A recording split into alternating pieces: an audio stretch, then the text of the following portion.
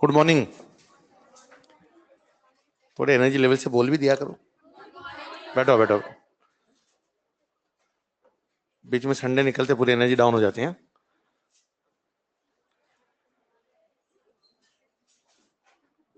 देखो बेटा, last class में हम बात कर रहे थे factor affecting of degree of dissociation. Factor affecting of degree of dissociation में कुछ पॉइंट्स हम लास्ट क्लास में लिख चुके थे। उसमें हमने बात की थी बेटा इफेक्ट ऑफ द टेम्परेचर, साथ में हमने कंसंट्रेशन और साथ में हमने बात की थी बेटा डाइल्यूशन। इसे में लिखो number 5 point, nature of solvent, nature of solvent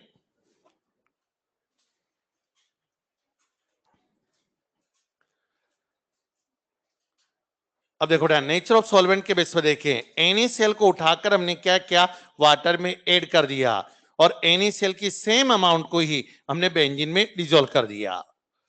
हम क्या कर रहे हैं, NaCl की सेम अमाउंट, NaCl को हमने डिसॉल्व किया वाटर में, NaCl को डिसॉल्व कर दिया बेटा किस में, बेंजीन में। बस फर्स्ट केस में अल्फा हमारे पास मोर आता है, सेकंड केस में अल्फा लेस आता है। डिपेंड किस पे किया, इस सॉल्वेंट के नेचर पे डिपेंड कर रहा है। इसकी डाइलेक्ट्रिक कांस्टेंट की वैल्यू होती है 81, इसकी होती है 2.1, और जिसका डाइलेक्ट्रिक कांस्टेंट मोर होगा उसमें डिसॉल्व भी मोर होगा, और जब डिसॉल्व मोर होगा तो उसके लिए अल्फा की वैल्यू क्या आएगी बेटा, मोर आएगी। लिख लो इसको ऐसे।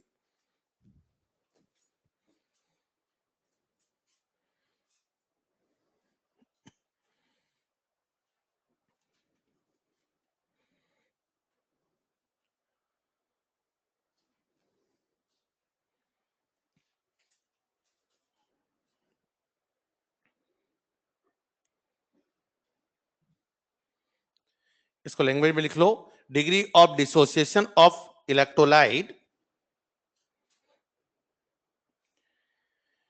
degree of dissociation of electrolyte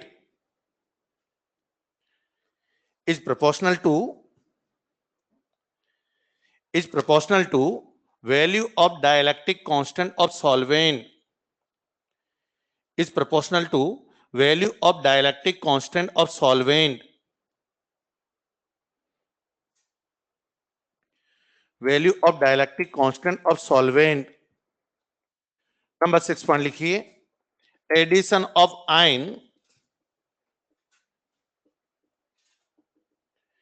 addition of ion, इसमें capital A point, addition of common ion,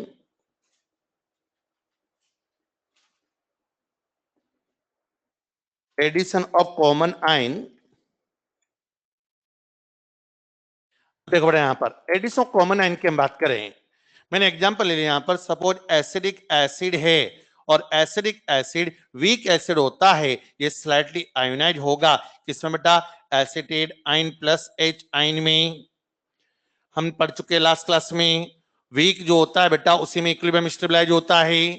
ये कौन सा एसिड है, वीक एसिड है, वीक एसिड स्लाइटली आयोनाइज होगा, और जब स्लाइटली आयोनाइज होगा तो यहां पर इनमें बीच में बेटा इक्विलिब्रियम स्टेबलाइज होगा।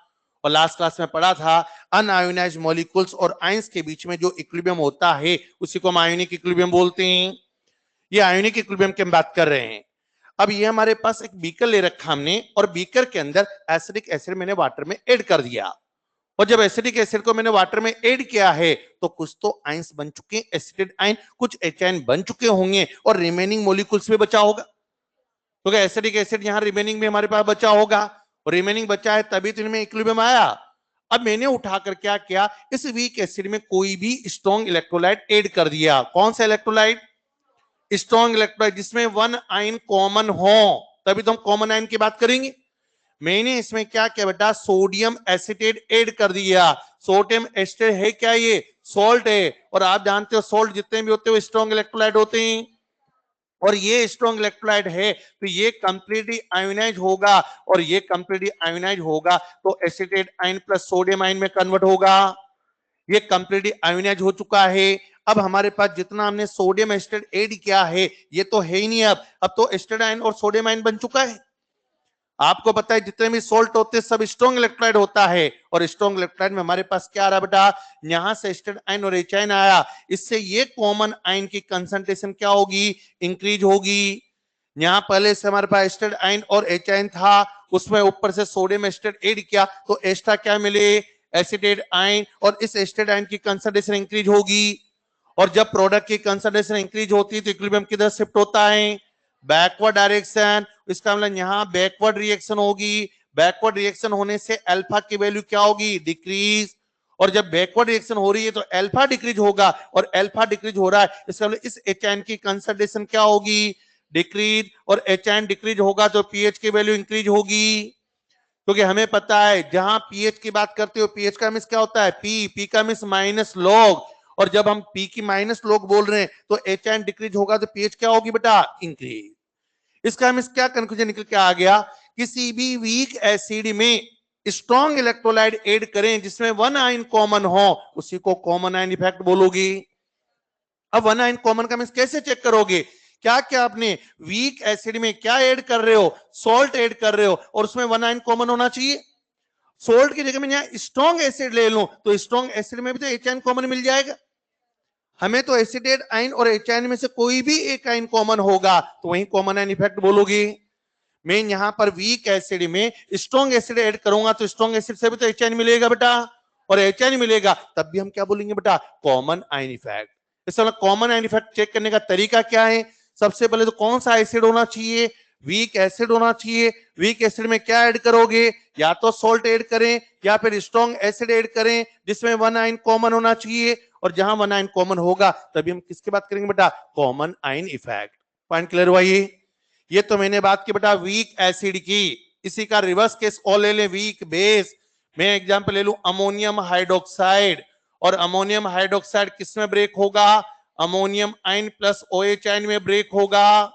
ये कौन सा बेस है बेटा, वीक बेस है। और इस वीक बेस में कोई भी सॉल्ट और स्ट्रॉन्ग बेस ऐड कर दें जिसमें वन आयन कॉमन होना चाहिए। मैंने इसमें क्या किया, उठाकर अमोनियम क्लोराइड ऐड कर दिया। अमोनियम क्लोराइड क्या है, ये सॉल्ट है, और सॉल्ट स्ट्रॉन्ग इलेक्ट्रोलाइट होता है बेटा, और स्ट्रॉन्ग इलेक्ट्रोलाइट होगा तो ये किसमें ब्रेक होगा, ammonium ion plus Cl ion में ब्रेक होगा। यहां से अमोनियम आयन की कंसंट्रेशन क्या होगी, इंक्रीज, और ये इंक्रीज हो रहा है तो कौन सी रिएक्शन होगी, बैकवर्ड, और बैकवर्ड रिएक्शन होने से क्या होगा, अल्फा डिक्रीज होगा, और अल्फा डिक्रीज हो रहा है तो OH आयन की कंसंट्रेशन बोलो, OH आयन डिक्रीज होने से पीओएच क्या होगी, इंक्रीज, तो पीएच की वैल्यू बोलो, पीएच की वैल्यू क्या हो जाएगी, डिक्रीज। आप जानते हो pH plus pOH equal to 14 होता है, जब ये वैल्यू हम यहां इंक्रीज कर रहे हैं तो ये वैल्यू क्या हो जाएगी बेटा, डिक्रीज। पॉइंट क्लियर हुआ। अब यहां भी चेक करो कौन सा बेस था, वीक बेस। वीक बेस में क्या ऐड किया आपने, सॉल्ट ऐड किया, या फिर स्ट्रॉन्ग बेस ऐड कर दें तब भी कॉमन आयन इफेक्ट बोलोगे। यहां वीक बेस में क्या ऐड कर रहे हो, strong base. Strong base add करोगे तो OH आयन दोनों में कॉमन होगा, OH आयन कॉमन होने से कॉमन आयन इफेक्ट बोलोगे। सॉल्ट में भी वन आयन कॉमन आ जाए तभी हम बात करें कॉमन आयन इफेक्ट। यहां इन दोनों में से एक भी आयन कॉमन होगा तभी कॉमन आयन इफेक्ट बोलोगे, और दोनों आयन में से कोई भी आयन कॉमन नहीं है तो फिर कोई कॉमन आयन इफेक्ट नहीं होगा। कॉमन आयन इफेक्ट का मीनिंग क्या आ गया, degree of dissociation of weak electrolyte is decrease by the addition of strong electrolyte containing one common ion is called common ion effect. देखो उसके डेफिनेशन पहले, the degree of dissociation of weak electrolyte, the degree of dissociation of weak electrolyte is decreased,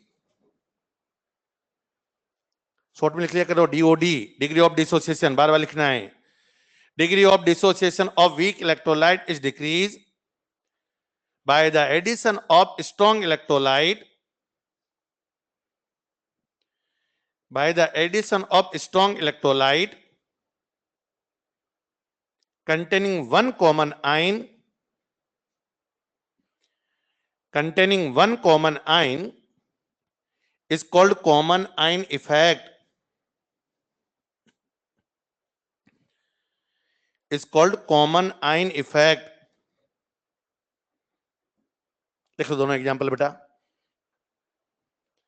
मैं example check करना बता रहा हूं, बस ये 2 पॉइंट याद रखिए, इन 2 पॉइंट से आंसर आएगा। मैं पूरा डिटेल पढ़नी जितनी है, में वीक एसिड में सॉल्ट और स्ट्रॉन्ग एसिड ऐड करें या फिर वीक बेस में सॉल्ट और स्ट्रॉन्ग बेस ऐड करें, दोनों केस में क्या बोलोगे बेटा? Common ion effect.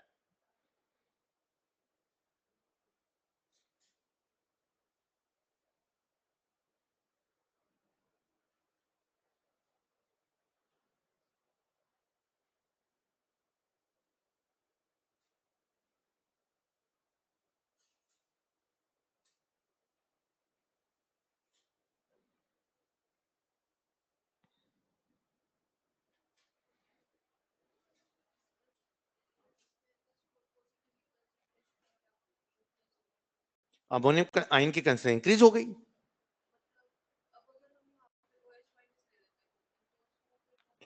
तो जो ऐड करोगे उसकी कंसंट्रेशन इंक्रीज होगी। आयन का मीनिंग क्या आया? ये आयन इसमें पहले कुछ ना कुछ बना होगा, उसमें ये ऐड कर दिया तो इसकी कंसंट्रेशन इंक्रीज हो गई।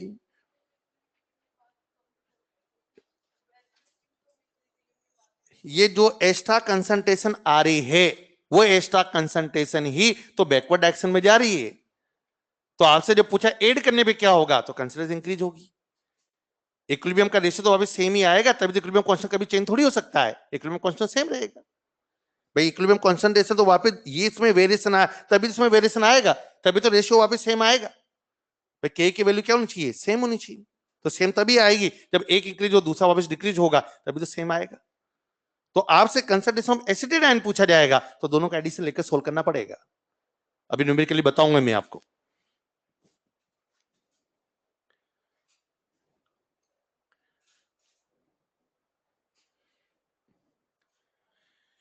ये तो बेटा चेक करने का तरीका हो गया हमारे पास। कॉमन आयन इफेक्ट जब भी चेक करना है कैसे चेक करोगे? वीक एसिड में स्ट्रॉन्ग एसिड और सॉल्ट ऐड कर दें तो उस केस में हम बोलेंगे बेटा कॉमन आयन इफेक्ट, या फिर वीक बेस में सॉल्ट और स्ट्रॉन्ग बेस ऐड कर दें, उसमें वन आयन कॉमन होगा तो हम बात करेंगे बेटा कॉमन आयन इफेक्ट। अब देखो ये तो हमने बात की बेटा, यहां पर दो हमने पॉइंट अलग अलग लेके देखा है, एसिड और बेस दोनों के केस में। अब इसमें न्यूमेरिकली बात करें, ये तो मैंने बात की थ्योरेटिकली क्वेश्चंस की बात की है। कॉमन आयन इफेक्ट किसमें किसमें नहीं है चेक करना हो तो सिंपल 2 पॉइंट बताओ, उसके बेस से सोल्व करोगी। अब न्यूमेरिकल की बात करें, देखो कैसे। एसिडिक एसिड है, ये वीक एसिड है, किसमें ब्रेक होगा? Acetate ion plus H ion में। इनिशियल स्टेट की बात करता हूं मैं, कंसंट्रेशन सी ले रहा हूं तो प्रोडक्ट कितना होगा? 0 0। 8 इक्विलिब्रियम स्टेट, स्टोइकोमेट्रिक सब में 1 1 1 आ रहा है, तो कितना फॉर्म्ड होगा? सी अल्फा, तो रिमेनिंग कितना? सी माइनस सी अल्फा। क्लियर हो गए यहां तक? तो ऑलरेडी आप लास्ट क्लास में डिस्कस कर चुके हो ऑस्टोवा डाइल्यूशन थ्योरी, वही सेम यूज कर रहे हैं बेटा। अब मैंने क्या किया, इस बीकर के अंदर जिस बीकर में एसिटिक एसिड एस्टेडाइन और एचाइन थे, इसमें उठाकर मैंने सोडियम एस्टेट ऐड कर दिया। क्या ऐड किया? सोडियम एस्टेट सॉल्ट है, और सॉल्ट किस टाइप का होता है बेटा? स्ट्रॉन्ग इलेक्ट्रोलाइट होता है, और ये स्ट्रॉन्ग इलेक्ट्रोलाइट होगा तो ये 100% आयोनाइज होगा, और ये 100% आयोनाइज किस में हुआ? Acetate ion plus sodium ion में। सपोज इसकी कंसंट्रेशन C1 थी, तो यहां कंसंट्रेशन कितनी प्रोड्यूस होगी? C1। इसकी कंसंट्रेशन भी कितनी? C1 ही प्रोड्यूस होगी बेटा। जितना रिएक्टेंट था वो 100% आयोनाइज हो चुका होगा, और 100% आयोनाइज हुआ तो ये C1 था, तो ये C1 ये भी C1, दोनों एक ही बीकर में बेटा। जब दोनों एक ही बीकर में हैं तो यहां से एसिटेट आयन कितना मिला? C1। तो इसे मैं क्या लिख सकता हूं? C1 प्लस सी अल्फा लिख सकता हूं, क्योंकि जो आयन कॉमन होगा उसी को तो ऐड करोगे। हो सकता है मैं यहां पर स्ट्रॉन्ग एसिड लेता तो स्ट्रॉन्ग एसिड से मुझे एच आयन मिलता, और उस एच आयन की कंसंट्रेशन C1 होती तो मैं यहां C1 प्लस सी अल्फा लिखता। इन दोनों में से एक आयन कॉमन होगा, और एक आयन कॉमन है तो उसी को ऐड करोगे। दोनों आयन तो कॉमन हो नहीं सकते, दोनों कॉमन है तो फिर तो मतलब एसिडिक एसिड ही ले रहे हो वापिस। बोलो भाई, दोनों आयन तो कॉमन हो नहीं सकते, क्योंकि दोनों आयन एक ही केस में कॉमन है, इससे मतलब वापस एसिडिक एसिड ऐड कर रहे हो, वो तो पॉसिबल ही नहीं है।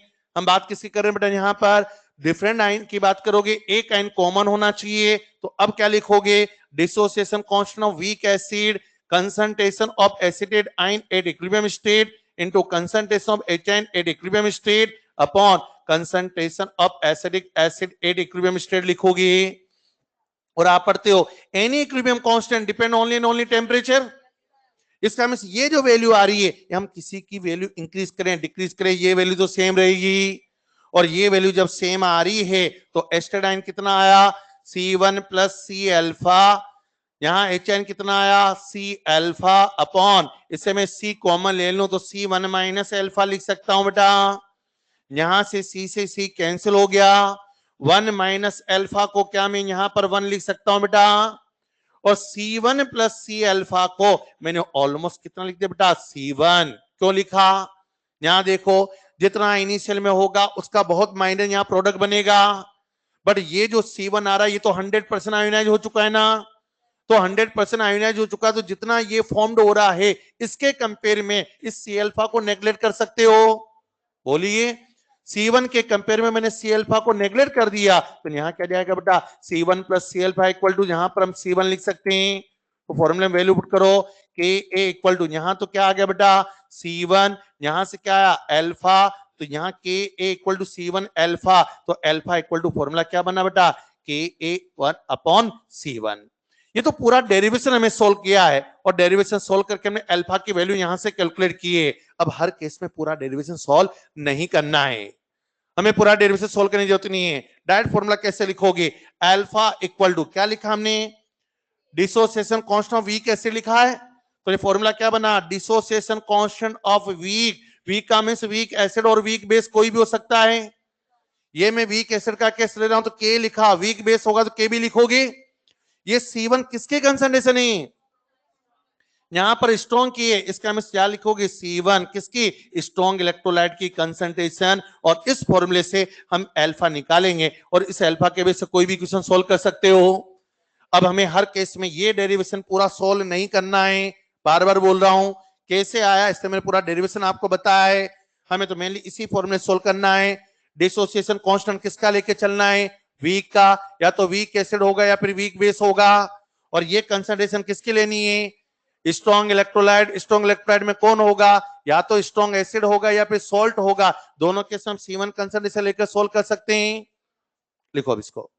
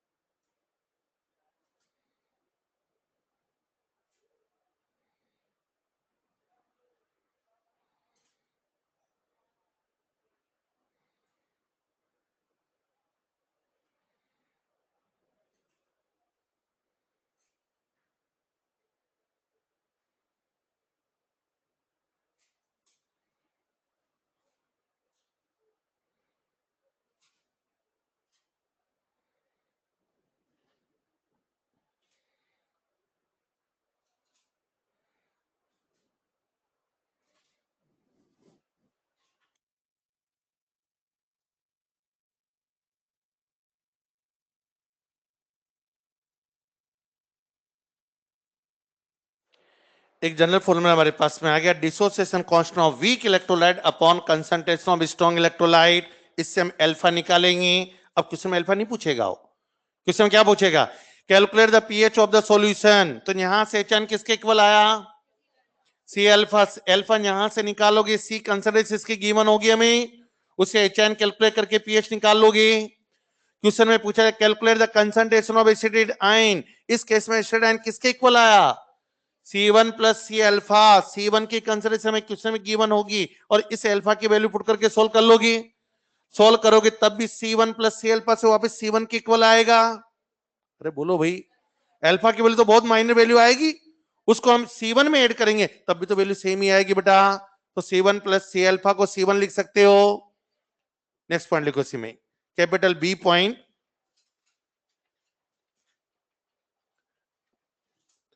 Addition of odd ion, addition of odd ion. अब देखो बेटा, अभी हमने बात की कॉमन आयन की, अब ले रहे हम ओड आयन। कैसे? हमने एग्जांपल लिख दिया, एसिडिक एसिड किसमें ब्रेक होगा बेटा? Acetate ion plus H ion में ब्रेक हो रहा है। अब मैंने इसमें क्या किया, कोई भी स्ट्रॉन्ग इलेक्ट्रोलाइट ऐड कर दिया, वीक की बात नहीं कर रहा हूं, ये पहले से वीक और ऐड कर दिया तो गरीब को गरीब के साथ और मिला तो और दोनों गरीब बन जाएंगे, तो बिल्डिंग के बाहर भीख मांगेंगे दोनों। यहां से हम क्या करें, इस वीक में कोई ना कोई स्ट्रॉन्ग ऐड करना पड़ेगा, स्ट्रॉन्ग ऐड करोगे तभी तो इफेक्ट पड़ेगा। यहां से हमने क्या किया, इसमें स्ट्रॉन्ग इलेक्ट्रोलाइट ऐड कर दिया सोडियम हाइड्रोक्साइड, जिसमें कोई भी आयन कॉमन नहीं है। और यहां से मैंने सोडियम आयन किसमें ब्रेक होगा? OH आयन में। ये कौन सा बेस है? स्ट्रॉन्ग 100% आयोनाइज होगा, और 100% आयोनाइज होने से H आयन OH आयन से रिएक्ट करके क्या बनाएगा? वाटर बनाएगा। और वाटर बनाएगा तो यहां से H आयन कहां जाएगा? वाटर में जाएगा, और वाटर में जाने पर इस H आयन की कंसंट्रेशन डिक्रीज होगी। जब प्रोडक्ट की कंसंट्रेशन डिक्रीज होती है तो इक्विलिब्रियम किधर शिफ्ट होता है? फॉरवर्ड डायरेक्शन में। फॉरवर्ड डायरेक्शन में शिफ्ट होने से अल्फा की वैल्यू क्या होगी? इंक्रीज। लिखो बेटा, ऑड आयन इफेक्ट होने से फॉरवर्ड रिएक्शन होगी, फॉरवर्ड रिएक्शन होने से अल्फा की वैल्यू इंक्रीज होगी।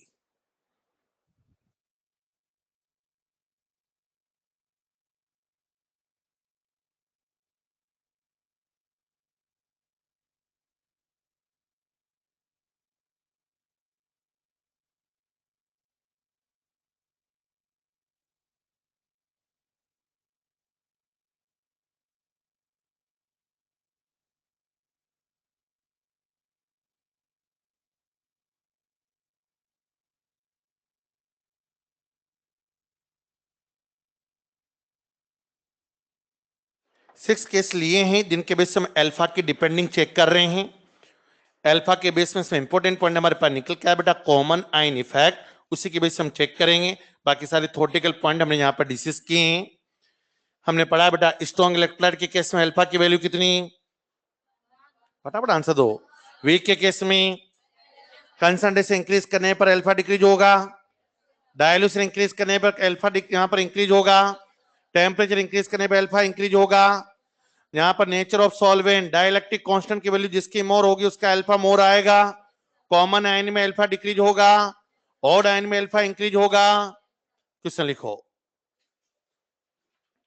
Which of the following solution, which of the following solution having the common ion effect, which of the following solution having the common ion effect? Number 1, hydrogen chloride plus sodium chloride. Number 2, nitric acid plus sodium nitrate. Number 3, lithium hydroxide plus lithium nitrate. Number 4, silver hydroxide plus silver nitrate. Number 5, formic acid plus sodium formate. Number 6, formic acid plus hydrogen chloride. Number 7, acidic acid plus hydrogen chloride. Number 8, ammonium hydroxide plus sodium hydroxide. करिए solve. कौन कौन से example common ion effect है?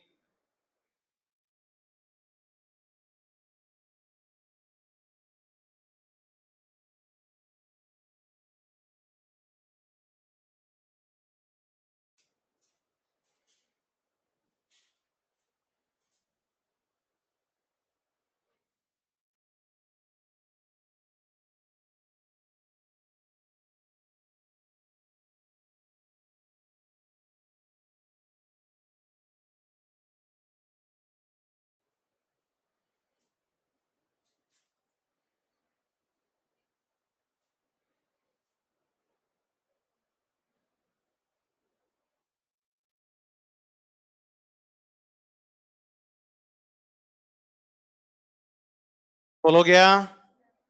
बताओ first case में common ion effect है, कौन सा एसिड है ये क्या है बेटा, दोनों स्ट्रॉन्ग है, सॉल्ट भी स्ट्रॉन्ग इलेक्ट्रोलाइट, ये भी स्ट्रॉन्ग इलेक्ट्रोलाइट, इसका मतलब कॉमन आयन इफेक्ट नहीं।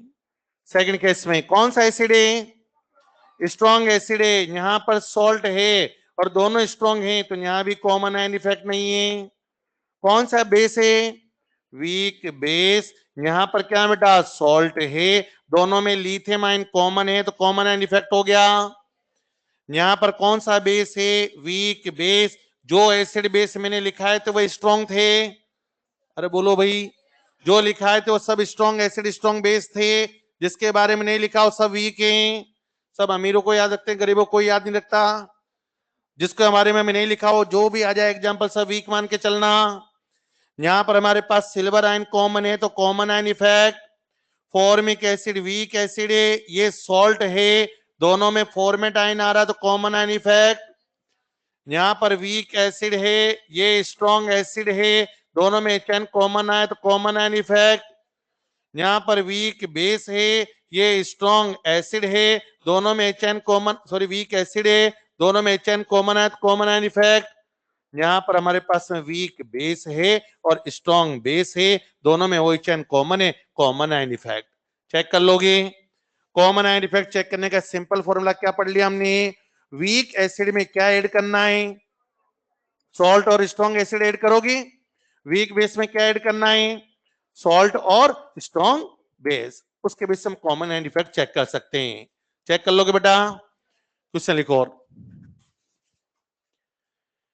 Calculate the concentration of acetate ion, calculate the concentration of acetate ion in m/10 molarity, capital M लिखना, in m/10 acidic acid, in m/10 acidic acid by the presence of 1 hydrogen chloride solution, by the presence of 1 hydrogen chloride solution and dissociation constant of acidic acid and dissociation constant of acidic acid is 1.8 into 10 to the power minus 5 and dissociation constant of acidic acid is 1.8 into 10 to the power minus 5। करिए solve,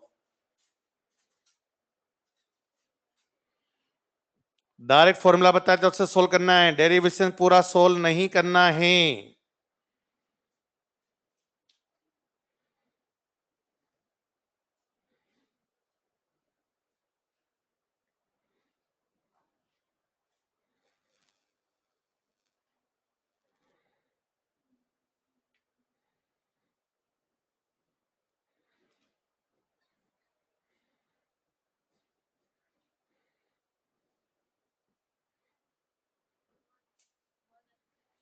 solve हो गया।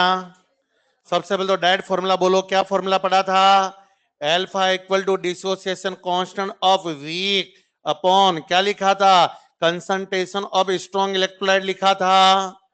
Week का कितना है 1.8 into 10 to power minus 5 given है, concentration of strong कितनी given है बेटा 1, ये तो हमारे पास यहां से अल्फा आ गया।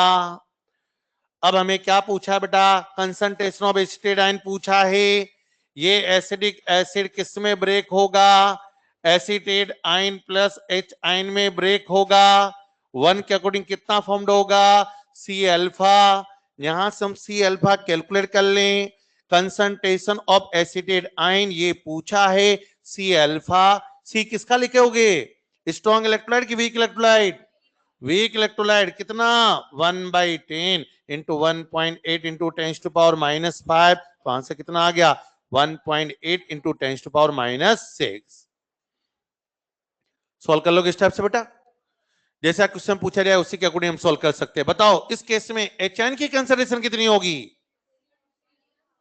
फटाफट बोलो, एचएन की कंसंट्रेशन किसके इक्वल आएगी, 1 के इक्वल आ जाएगी, क्योंकि यहां से HN मिलेगा सी अल्फा, यहां से मिलेगा 1, तो टोटल HN होगा किसके इक्वल 1 प्लस सी अल्फा, और उसमें 1 में सी अल्फा की वैल्यू ऐड करोगे, ये वैल्यू ऐड करो तो बनी रहेगी। ये वैल्यू कितनी माइनर वैल्यू आ रही है, तो जो हमें HN मिलेगा स्ट्रॉन्ग से वही हमारे पास HN आंसर आ जाएगा। बोलिए नेक्स्ट वो लिखो।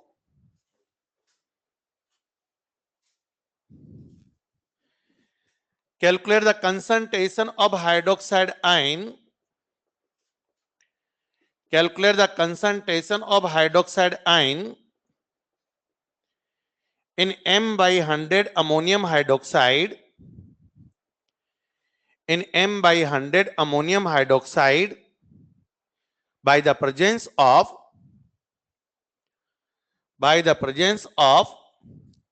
m by 10 ammonium chloride, m by 10 ammonium chloride solution. If dissociation constant of ammonium hydroxide, if dissociation constant of ammonium hydroxide is 1.8 into 10 to power minus 5, is 1.8 into 10 to power minus 5, करिए solve.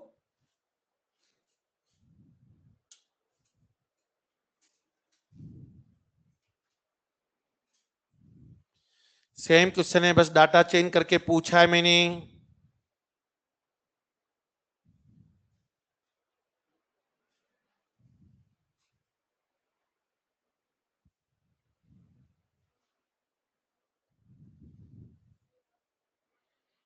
Solve हो गया। सबसे पहले तो alpha निकालो। Alpha का formula क्या लिखा है, dissociation constant of weak upon concentration of strong electrolyte लिखा है। ये कितना गिवन है 1.8 into 10 to power minus 5। Strong की कंसंट्रेशन है कितनी बेटा 1/10, इसका means 1.8 into 10 to power minus 4 आया। ये तो हमें यहां से बेटा अल्फा मिल गया। कौन सा बेस है अमोनियम हाइड्रोक्साइड, तो OHN कितना आएगा सी अल्फा लिखोगे, क्योंकि इसमें कोई कॉमन आयन नहीं है। सी कितना लिखोगे 1/100, अल्फा कितना बेटा 1.8 इंटू 10 टू पावर माइनस 4, इसका means 1.8 into 10 to power minus 6 आ रहा है। सॉल्व कर लोगे। दो तरह से क्वेश्चन बनते हैं, दोनों टाइप के न्यूमेरिकल मैंने आपको सोल्व करवा दिए। वीक एसिड वाला केस ले लिया बेटा, वीक बेस वाला केस हमने ले लिया। साथ में थ्योरेटिकल क्वेश्चन पूछा जा सकता है, common ion effect. Common ion effect मैंने 8 एग्जांपल से भी आपको सोल्व करवाएं, ऐसा कोई भी एग्जाम्पल हम सोल्व कर सकते हैं। सोल्व कर लोगे अब अलग से लर्न उसके बाद।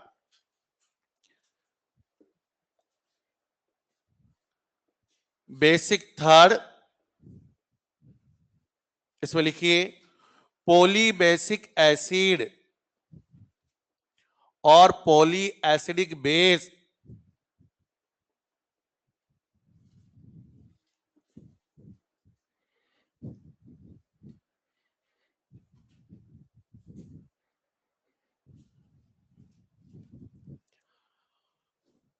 पॉलीबेसिक एसिड और पॉली एसिडिक बेस। अब देखो बेटा यहां पर नेम में आंसर है polybasic acid. Polybasic acid means क्या आया, जो 1 से मोर HN डोनेट करता है उसको पॉलीबेसिक एसिड बोलोगे। 2 HN डोनेट करता है तो क्या बोलोगे डाई बेसिक एसिड। 3 डोनेट करे तो ट्राई बेसिक एसिड, 4 डोनेट करे तो टेट्रा बेसिक एसिड बोलोगे। अब यहां से हमारे पास में मैंने एग्जांपल लिख दिया फॉस्फोरिक एसिड। ये किस टाइप का एसिड है मोनोडाई ट्राई, फटाफट बोलते चलो। ट्राई बेसिक एसिड है, ट्राई बेसिक एसिड तो कितने HN डोनेट करेगा 3 HN डोनेट करेगा। तो जो एसिड होगा जितने HN डोनेट करता है उतनी ही रिएक्शंस लिखोगे। सपोज इसने फर्स्ट केस में 1 HN डोनेट किया तो क्या फॉर्म होगा H2PO4 आयन। फिर H2PO4 आयन 1 HN और डोनेट कर दिया तो यहां क्या फॉर्म होगा HPO4 आयन फॉर्म होगा। फिर HPO4 आयन 1 HN और डोनेट करेगा तो क्या फॉर्म होगा बेटा HN plus phosphate ion form होगा। जो एसिड जितने HN डोनेट करेगा उतनी रिएक्शंस होगी। यहाँ 3 HN डोनेट कर रहा है तो 3 रिएक्शन होगी, 2 HN डोनेट करता है तो 2 रिएक्शन होगी। यहाँ मैं इन सब रिएक्शंस को मैं ऐड कर दूं तो यहां क्या बनेगा, फॉस्फोरिक एसिड ऐड करते हैं तो ये रिएक्टेंट ये प्रोडक्ट कैंसिल, ये प्रोडक्ट ये रिएक्टेंट कैंसिल, तो रिएक्शन क्या बनी, 3 तो HN आ गए बेटा, प्लस फॉस्फेट आयन लिखोगे। ऑलरेडी केमिकल इक्विलिब्रियम में पढ़ चुके हो, रिएक्शंस को ऐड करते हैं तो इक्विलिब्रियम कांस्टेंट को मल्टीप्लाई करते हो। यहाँ इक्विलिब्रियम कांस्टेंट में लिख दिया Ka1, यहाँ Ka2, यहाँ Ka3, तो इसका K क्या लिखोगे, Ka1 into Ka2 into K3 लिखोगे। पॉइंट क्लियर हो गया। जब रिएक्शंस को ऐड करते हो तो इक्विलिब्रियम कांस्टेंट को क्या करते हो बेटा, मल्टीप्लाई। ऑलरेडी हम पढ़ चुके बेटा, 3 कंसेप्ट बताए थे। सेम रिएक्शन को रिवर्स करते हो तो 1/k, जिस डाटा से मल्टीप्लाई करते हैं स्टोइकोमेट्रिक को पावर लगाते हो, और रिएक्शंस को ऐड करने पर इक्विलिब्रियम कांस्टेंट क्या करोगे, मल्टीप्लाई। अब ध्यान देना, फर्स्ट का जो प्रोडक्ट बन रहा है वही तो नया रिएक्टेंट है, यस नो। अब जितना यहां डिसोसिएशन होगा वही वैल्यू यहां लिखोगे तो उसका अब जो डिसोसिएशन होगा वो बहुत कम डिसोसिएशन होगा, यस नो। सपोज मैं यहां इनिशियल में 10 मोल लिखता हूं, तो 10 में से यहां सपोज 2 मोल डिसोसिएट हुए, यहां 2 मोल आ रहा है तो ये 2 यहां लिखोगे, और जब यहां 2 लिखोगे तो 2 से तो बहुत कम डिसोसिएट होगा, तो 2 से जो डिसोसिएट हुआ सपोज यहां 0.1 डिसोसिएशन हो गया, इसका मतलब जो सेकंड डिसोसिएशन होगा वो फर्स्ट के कंपेयर में लेस होगा। इसका हमें क्या कंक्लूजन निकल के आया, फर्स्ट का डिसोसिएशन सेकंड से मोर, सेकंड का डिसोसिएशन थर्ड से मोर होगा, yes no. First degree of dissociation second से मोर होगा, सेकंड का डिसोसिएशन थर्ड से मोर होगा, और जब डिसोसिएशन जिसका मोर होगा उसमें प्रोडक्ट मोर बनेगा, और जिसमें प्रोडक्ट मोर बनेगा उसका डिसोसिएशन कांस्टेंट भी मोर होगा। ये पॉइंट क्लियर हुआ नहीं हुआ, यस नो। वापस दोबारा देखो, जिसका डिसोसिएशन मोर आ रहा है, जब डिसोसिएशन मोर आ रहा है प्रोडक्ट मोर बन रहा है, और जब प्रोडक्ट मोर बनेगा तो वहां वैल्यू भी क्या आएगी बेटा, मोर आएगी। इसका means K1 is more than K2 is more than K3 लिखोगे। अब इसी को चेंज करता हूं मैं, K का फॉर्मूला क्या बना, K1 into K2 into K3 आ रहा है, बहुत साइड में इसके लॉग ले लें तो क्या लिखोगे, log Ka equal to log Ka1 plus log Ka2 plus log K3 लिखोगे। पढ़ चुके हो, log m into N, log m plus log n होता है बेटा। टोटल इक्वेशन को हम यहां माइनस से मल्टीप्लाई कर दें तो यहां सब जगह मैंने माइनस लगा दिया, लिखा जा सकता है। और आप जानते हो माइनस लॉग का मतलब p होता है, इसका हमें फॉर्मूला क्या बना, पी के ए इक्वल टू क्या लिखोगे, पी के ए वन प्लस पी के ए टू प्लस पी के थ्री लिखोगे। अब हमें पता है माइनस लॉग का मिस होता है पी, तो जहां पर हम बोल रहे हैं जिसकी डाटा मोर होगा उसके आगे में पी लगा दो तो वैल्यू मोर के लेस, ये लेस होगी तो यहां ऑर्डर जस्ट अपोजिट हो जाएगा, पी लगाते वैल्यू क्या हो जाएगी बेटा, लेस हो जाएगी, क्योंकि पी का मीन्स क्या होता है, माइनस लॉग होता है, तो जो वैल्यू हाई होगी पी लगाते वैल्यू क्या हो जाएगी बेटा, लेस। लिखो बेटा इसको।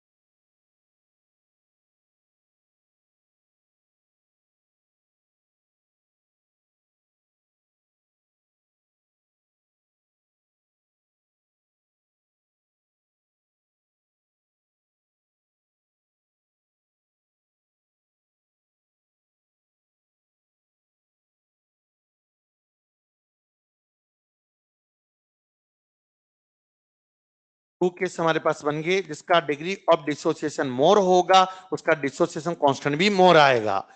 First degree of dissociation is more than second degree of dissociation is more than third degree of dissociation, and alpha 1 is more than alpha 2 is more than alpha 3। But यहां पर dissociation constant की बात करें तो K1 is more than K2 is more than K3, P लगा दिया तो value just reverse हो जाएगी, क्योंकि P लगाते जो वैल्यू हाई है वो लो होगी और जो वैल्यू लो होगी वो हाई बन जाएगी, क्योंकि P का मीनिंग क्या होता है, माइनस लॉग होता है, तो जो वैल्यू हाई थी वो क्या हो जाएगी बेटा, लो। ये तो हमारे पास बात की हमने बेटा पॉली बेसिक एसिड में कौन सा एसिड लिया है, ट्राई बेसिक एसिड लिया है बेटा। सपोज में यहाँ डाई बेसिक एसिड होता तो जहां 3 डिसोसिएशन कांस्टेंट वहां 2 डिसोसिएशन कांस्टेंट आएंगे।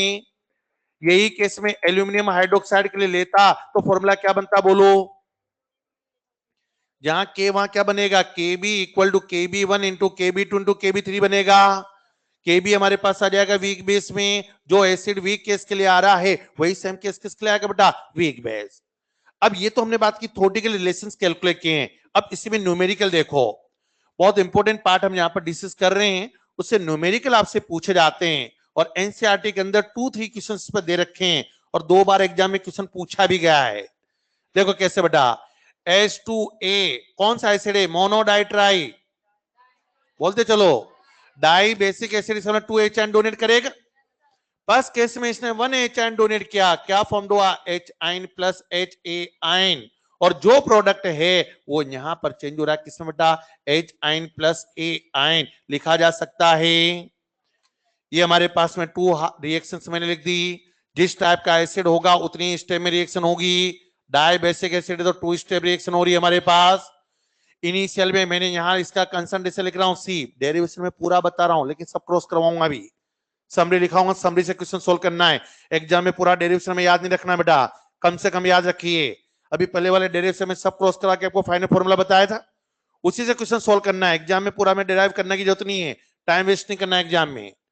यहाँ इनिशियल सी ले लिया, ये कितना होगा, 0 0 होगा बेटा, 8 इक्विलिब्रियम स्टेट, 1 के अकॉर्डिंग सपोज ये x प्रोड्यूस हुआ, 1 के अकॉर्डिंग ये x प्रोड्यूस हुआ, तो रिमेनिंग कितना, C माइनस x लिखोगे। अब जो यहां प्रोडक्ट था वही तो इसका रिएक्टेंट है, बोलिए, जो प्रोडक्ट बना वही इसका रिएक्टेंट है, तो इनिशियल में मैंने कितना लिख दिया, यहां पर x लिख दिया, तो ये 0 0 होगा। 8 इक्विलिब्रियम स्टेट, यहां पर 1 के अकॉर्डिंग कितना फॉर्म्ड हुआ, y, ये y, तो ये रिमेनिंग क्या लिखोगे, x माइनस y लिखोगे। दोनों स्टेप क्लियर हो गई, अरे बोलो भाई, दोनों स्टेप्स हमने यहां पर लिख दी। अब दोनों एक ही बीकर के अंदर प्रेजेंट है, और जब एक ही बीकर में प्रेजेंट होगा तो इसके प्रेजेंस में, यहां पर इसके प्रेजेंस में ये और इसके प्रेजेंस में ये HN की कंसंट्रेशन चेंज होगी, तो बोलो भाई टोटल HN कितना होगा, इसके प्रेजेंस में ये, तो ये कितना हुआ, x प्लस वाई, और ये भी तो y प्लस एक्स लिखोगी भाई, टोटल जब मैं इसको कंसिडर करूंगा तब भी तो HN x प्लस वाई लिखोगी, तब ऊपर वाले को मैं कंसिडर करूंगा तब भी तो यहाँ पर HN की कंसिडरेशन x प्लस वाई लिखोगी, बहुत केस में HN की कंसिडरेशन होगी कितनी, x plus Y.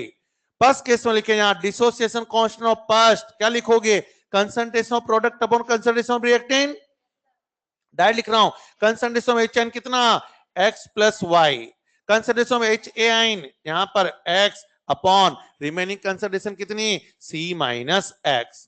Point clear हो गया तो बेटा फर्स्ट, बोलो भाई। सेकंड केस में देखिए तो यहां मैं Ka2 लिखता हूं, तो Ka2 क्या लिखूंगा, concentration of HN into A ion upon HA लिखूंगा, HN कितना, x plus y, A ion कितना, y अपॉन क्या लिखूंगा, x माइनस वाई लिखूंगा। पॉइंट क्लियर हो गया यहां तक दोनों बेटा। अब हम ये बोले, अभी हमने क्या पढ़ा था, first degree of dissociation is always more then second degree of dissociation, alpha 1 की वैल्यू ऑलवेज अल्फा 2 से मोर होगी, तो मैं यहां क्या लिख सकता हूं, x प्लस वाई की बात करूं या x माइनस वाई की बात करूं या c माइनस x की बात करूं, x में y ऐड करोगे तो मैं इसे ऑलमोस्ट x लिख सकता हूं, x में y को ऐड करो तो ऑलमोस्ट में इसे x लिख सकता हूं, और c में से x माइनस को उसको ऑलमोस्ट में x लिख सकता हूं।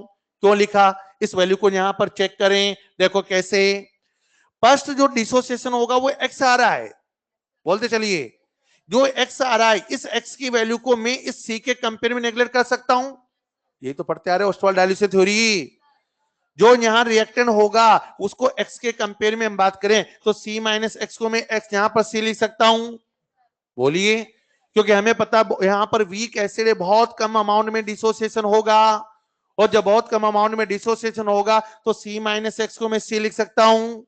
आगे चलो, यहाँ x प्लस वाई आ रहा है, यहाँ भी x प्लस वाई आ रहा है। अब ये जो फर्स्ट में डिसोसिएशन हुआ वो x था, सेकंड में डिसोसिएशन हुआ वो y था, तो y और x में कंपेयर करूं तो x और y में कौन सी वैल्यू मोर होगी? ऑलरेडी हमने लिखा ना भी, फर्स्ट अल्फा ऑलवेज सेकंड से मोर होता है। जब फर्स्ट अल्फा सेकंड से मोर होगा तो इसका मतलब x की वैल्यू मोर होगी, और x की वैल्यू मोर होगी तो मैं यहां क्या लिख सकता हूं बेटा, x में मैं y को ऐड करूं या x में y को माइनस करूं, दोनों केस में x ही रहेगा। यस नो, वन में पॉइंट वन को मैं माइनस करूं या वन में पॉइंट वन को प्लस करूं, ऑलमोस्ट वन ही बोल सकता हूं। इसका मतलब दोनों केस में वैल्यू कितनी रहेगी, एक्स ही रहेगी। तो यहां से वैल्यू पुट करो, क्या लिखोगे, K A one equal to ये कितना आया एक्स, ये भी कितना आया एक्स, अपॉन ये कितना आया सी। तो यहां से क्या लिखोगे, x square equal to K A one into सी लिखोगे। तो ये एक्स किसके इक्वल आ गया बेटा, रूट ऑफ के वन इंटू सी लिखोगे। ये तो हमारे पास एक्स की वैल्यू आ गई, क्लियर हो गया बेटा, बोलिए। बस वन क्लियर हो गया, हमारे पास एक्स निकालना। सेकंड स्टेप पर आओ, यहां क्या लिखोगे, K A two equal to X plus Y को क्या लिखोगे, एक्स इंटू यहां क्या आएगा Y, upon X minus Y को क्या लिखोगे, एक्स, एक्स से एक्स कैंसिल, तो Y equal to K A to आ गया हमारे पास। एक्स मिल गया, वाई मिल गया। अब आपसे क्वेश्चन में क्या पूछा जाएगा, ये तो पूरा डेराइव किया मैंने, और इसकी समरी लिखें जिस पर क्वेश्चन पूछा जाता है। क्या पूछा जाएगा, concentration of H ion, concentration of A H A ion and concentration of A minus two ion, इन तीनों की वैल्यू आपसे पूछी जाएगी। एनसीईआरटी के अंदर तीन क्वेश्चन दे रखे, अनसोल्व क्वेश्चन, तीनों इसी पॉइंट पर सोल्व होंगे। कैसा देखो यहां पर, इस एच आयन की कंसंट्रेशन किसके इक्वल ली हमने, x प्लस वाई को क्या मैं यहां पर x लिख सकता हूं, और x की वैल्यू किसके इक्वल आई, रूट ऑफ के ए वन इंटू सी। इससे मैं एच आई निकाल सकता हूं डायरेक्ट, बोलो भाई। एच एन का यही तो फॉर्मूला पढ़ा था अब तक हमने, H N equal to C alpha, उसी को रूट के इंटू सी लिखा था। यहाँ इतना सा आया, रूट के वन इंटू सी लिख रहे हैं हम। यहां से एच ए आइन किसके इक्वल आ रहा है, एक्स के इक्वल, ये एक्स किसके इक्वल होता है, रूट के वन इंटू सी लिखोगे। साथ में हम बात करें ए आइन, ये ए आइन किसके इक्वल आ रहा है, वाई, वाई किसके इक्वल निकाला, के टू। और इन तीन पॉइंट को हम यहां से के वन के टू के बेस पे सॉल्व कर सकते हो बेटा।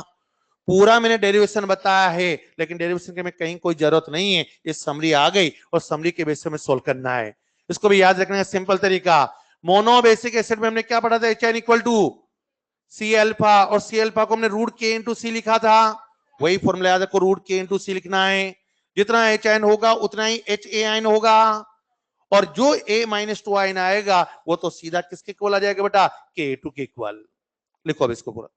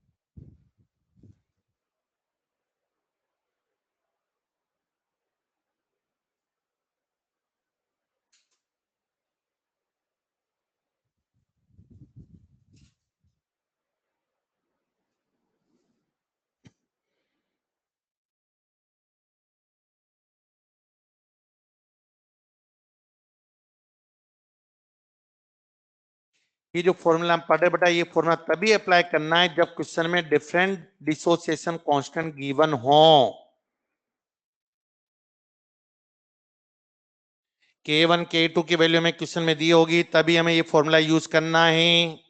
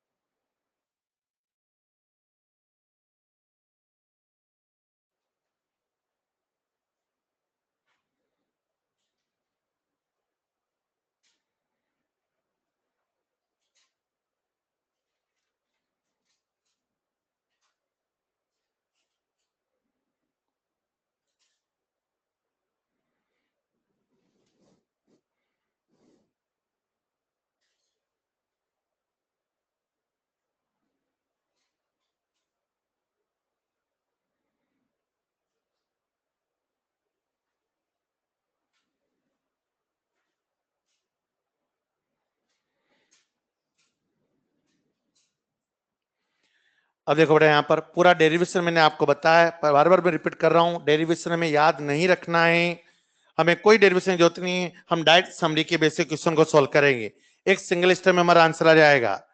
हमें बस इतना सा जो हमने पढ़ा वही पॉइंट से याद रखिए। एच एन क्या पढ़ा था आपने, रूट के इंटू सी, तो यहाँ रूट के वन इंटू सी आ गया, जितना एच एन होगा उतना ही बाई ए एन आएगा बेटा, और ए माइनस टू एन पूछा है तो डायरेक्ट किसके इक्वल कर दो बेटा, के टू के, और आपको पता है के वन के टू में कौन मोर होगा, ऑलवेज के वन मोर होता है बेटा, तो उसके बेस हम डायरेक्ट भी बोल सकते हैं। क्वेश्चन लिखो अब इस पर, calculate the concentration of ethyne, calculate the concentration of ethyne, sulfidine and pH of 10⁻³ m hydrogen sulfide solution, 10⁻³ m hydrogen sulfide solution, if dissociation constant of hydrogen sulfide, if dissociation constant of hydrogen sulfide are 1 into 10⁻⁷ and 1 into 10⁻⁻14, 1 into 10⁻⁷ and 1 into 10⁻⁻14, करिए solve.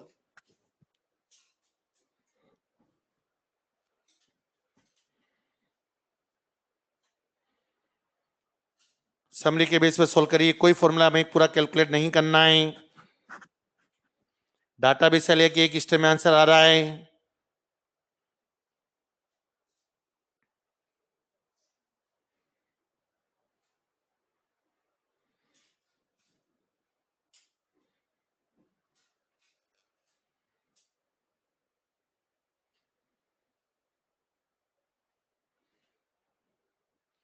Solve हो गया भाई, 10⁻⁻5 10⁻⁻14 and 5 आ रहा है। यहाँ H N किसके equal होगा बोलो, रूट के ए वन इंटू सी के इक्वल होगा, के वन की वैल्यू है 10⁻⁷, सी दे रखा है 10⁻⁻3, इसका मीन्स यहाँ से 10⁻⁻10 का रूट कितना आया, 10⁻⁻5। सल्फाइड आयन किसके इक्वल लिखा था मैंने, डायरेक्ट वाई के इक्वल, वाई किसके इक्वल लिखा था, के2, इसका मीन्स 10⁻⁻14 होगा। पीएच कितनी, minus log of H N कितना, 10⁻⁻5 -5 बार आ गया, तो यहाँ क्या लिखोगे 5, सोल्व कर लोगे। इस टाइप का कोई भी क्वेश्चन आता है, ये तीन जो मैंने पॉइंट लिखा है समरी, इसी की वजह से हमें सोल्व करना है। पॉइंट के लोगे जाते बेटा, अलग से डालो। उसके बाद basic 4 explanation of water,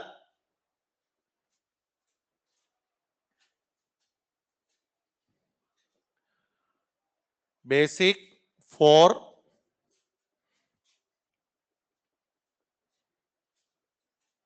explanation of water,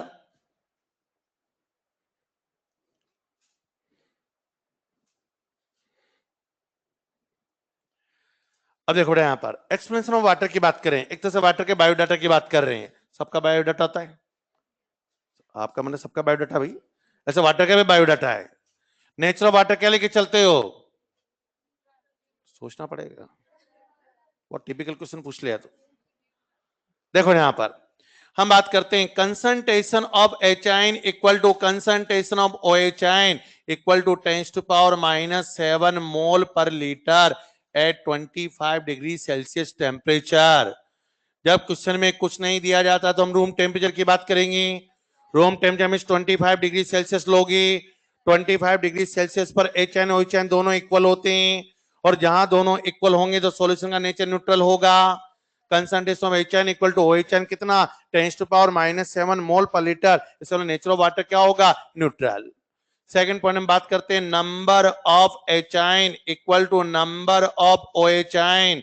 number कैसे निकालोगी, 10⁻⁷ मोल प्रेजेंट है 1 लीटर में, तो इस मोल को क्या करें, Na से मल्टीप्लाई कर दें तो नंबर ऑफ एचाइन कैलकुलेट कर सकते हो।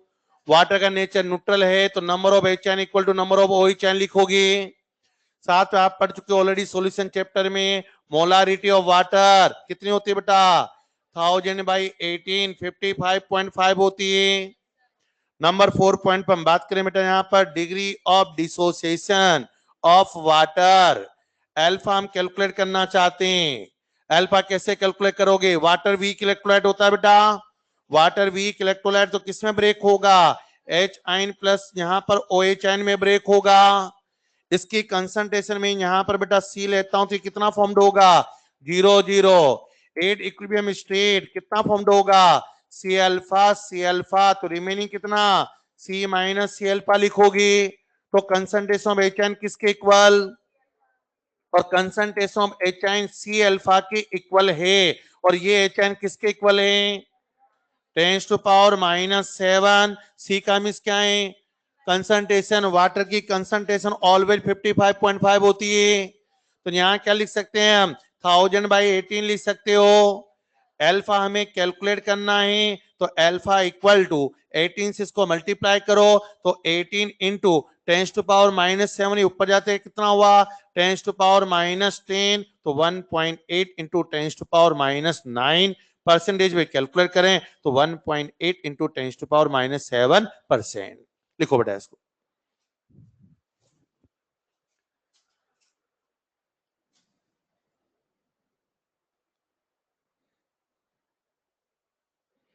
ये जितने भी डाटा बता रहा हूं सब डाटा वाटर के केस में कांस्टेंट होता है। ये सब रूम टेम्परेचर पे कैलकुलेट कर रहे हैं बेटा।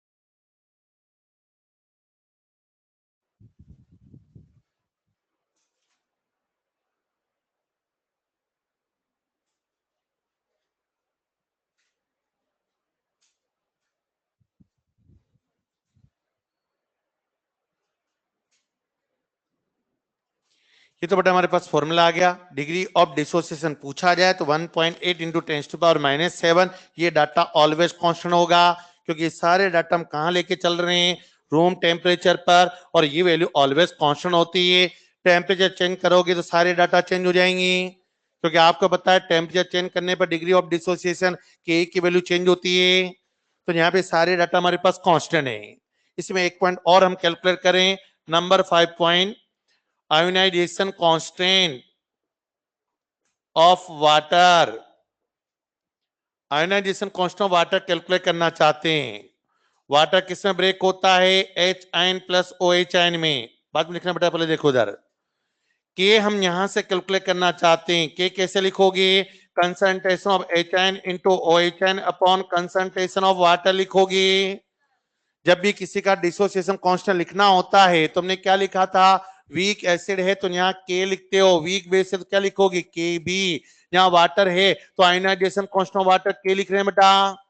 यहाँ से ये एच एन किसके इक्वल है 10⁻⁻7 OH एन भी कितना 10⁻⁻7 और वाटर की कंसंट्रेशन ऑलवेज कितनी 55.5 उसे मैं 1000/18 लिख सकता हूँ। माइंड में क्वेश्चन बना कि यहाँ सी अल्फा 10⁻⁻7 ये 10⁻⁻7 यहाँ पे बेटा यहाँ 55.5 थोड़ी है यहाँ तो C माइनस सी अल्फा है। अरे बोलो भाई तो C कितना था 55.5, उसमें से C अल्फा कितना है 10⁻⁻7, तो 55.5 में से 10⁻⁻7 माइनस करोगे तो ऑलमोस्ट 55.5। तो यहां से मैंने इसको डायरेक्ट 55.5 भी लिख दिया। सॉल्व करें इसको बेटा, 18 ऊपर चला जाएगा इंटू 10⁻⁻14 -3 -17, तो आंसर कितना आ गया 1.8 इंटू 10⁻⁻16। लिखो बेटा इसको। ये जो डाटा लिखा है ये डाटा डायरेक्ट पूछे जाते हैं, डायरेक्ट पूछा जा सकता है आपसे बेटा, सारे डाटा कांस्टेंट हैं।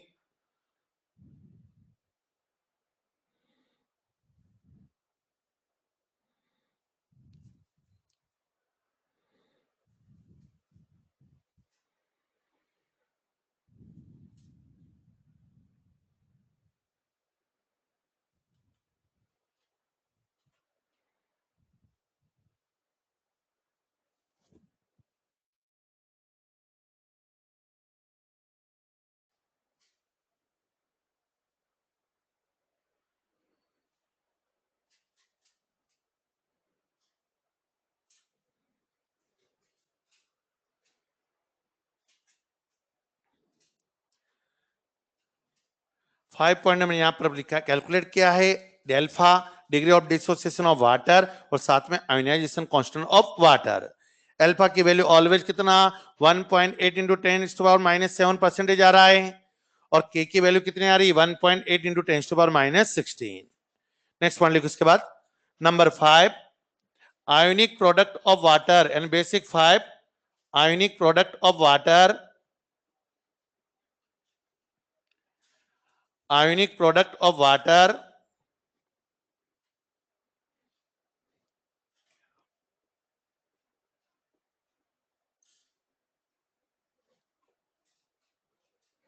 इसको रिप्रेजेंट करते हैं बेटा के W, ionic product of water. अब देखो बेटा यहां पर लैंग्वेज ध्यान से क्लियर करना, आयोनिक प्रोडक्ट ऑफ वाटर का मींस के डब्ल्यू बोलते हो, ionic product of water means के डब्ल्यू है, बट आयोनाइजेशन कांस्टेंट मींस क्या है के, दोनों में डिफरेंस है।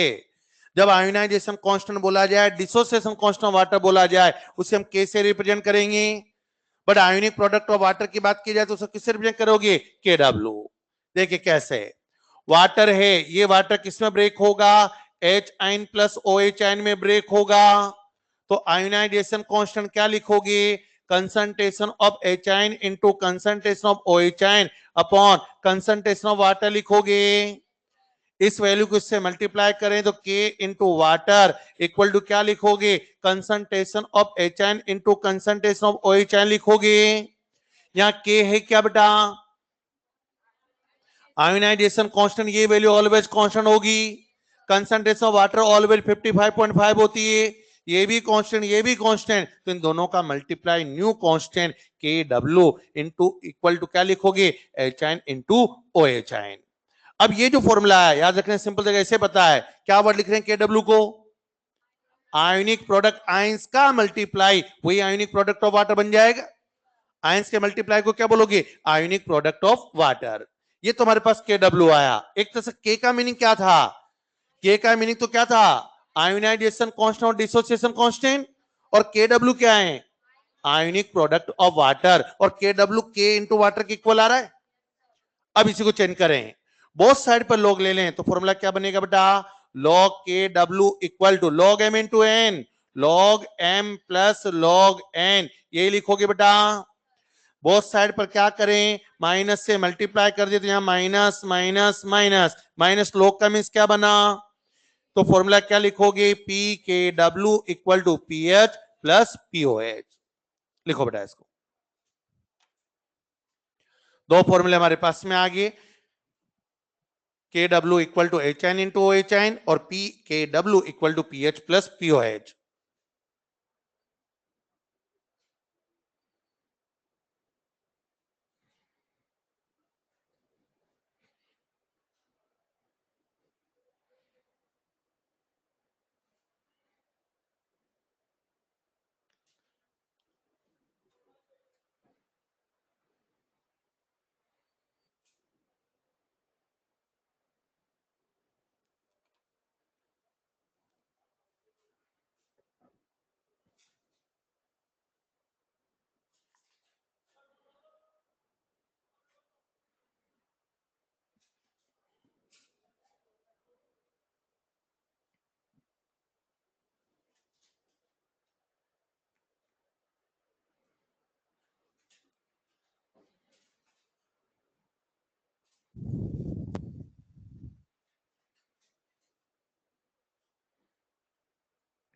टू फॉर्मूले हमारे पास में आएंगे K W equal to H N into H N, P K W equal to P H plus P O H.